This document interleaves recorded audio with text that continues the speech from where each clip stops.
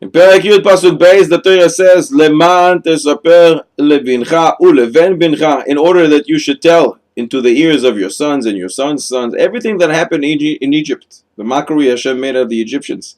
And that same pasuk ends with saying, "V'ida'atem ki ani Hashem," and then you will know that I am Hashem. The pasuk starts with a singular form, "Leman tesaper," but it ends with "V'ida'atem," and all of you should know in the plural. What's going on here? Explain the Belzer Rebbe. The first part of the pasuk that's talking to Moshe Rabbeinu, he should tell his sons, because his sons weren't there in Egypt. They didn't come out of Egypt. They were with their mother, with Tzipporah, by Yisro, very far away, not in Egypt. So they, as if, don't know what's going on. Everybody else knows. They were just in Egypt. They came out. They know what's going on. So HaKadosh Baruch Hu says, "Leman tesaper," in the singular form, you, Moshe Rabbeinu, tell it over to your son.